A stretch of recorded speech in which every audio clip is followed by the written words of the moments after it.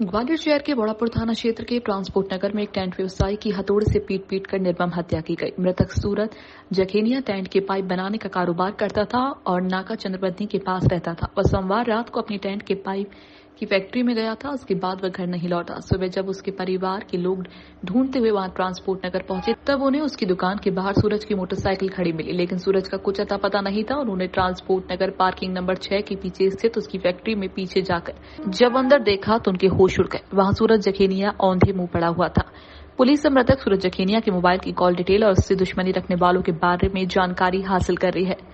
हत्याकांड से जल्द ही पर्दा उठा लिया जाएगा।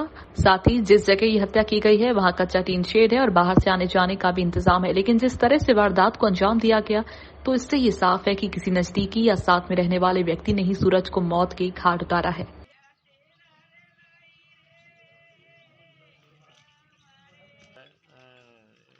छोटी सी फैक्ट्री एक कमरे की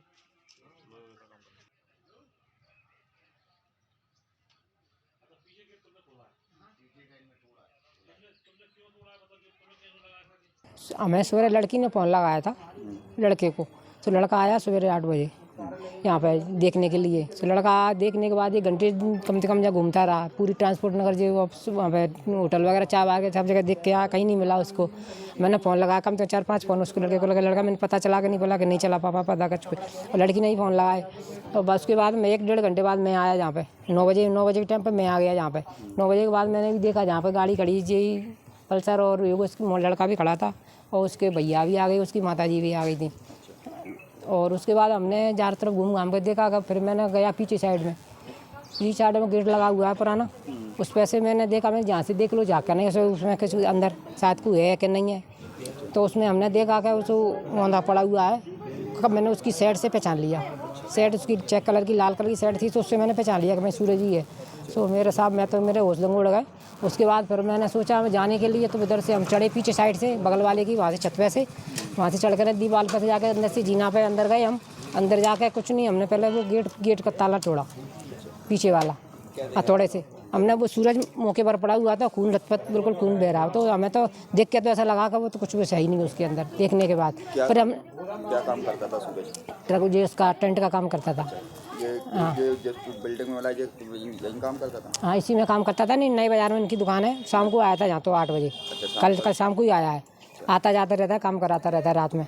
क्या लगता है पुण्य की होगी हत्या से? अब वो जब किस पे कह सकता हूँ मैं साहब, अभी तो मैं कुछ नहीं कह सकता।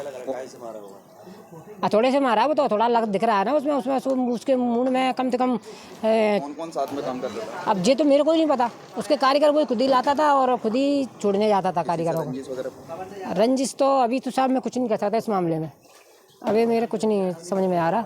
बस उस देखा हमने ताला तोड़ा, ताला तोड़ने के बाद फिर हम सीधे देखने के बाद वो उसकी क्या कहते हैं भैया भी आता। हम 4 जने लोग थे, ताला तोड़ा था। मैं था, मेरा बड़ा लड़का था।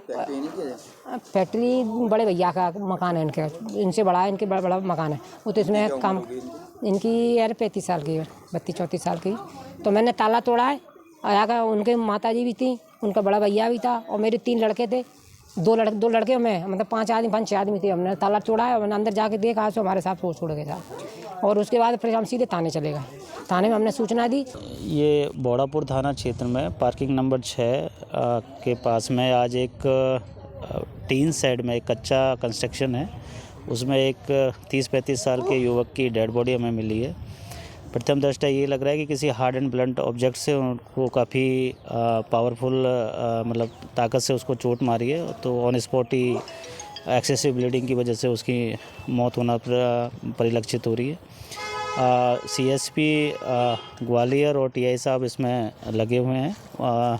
संभवतः हम इसमें सारी एंगलों को इसमें खंगाला जा रहा है और संभवतः इसका जल्दी हम कुछ हमें अच्छे मतलब खुलासा कर देंगे और मर्डर का खुलासा हो जाएगा।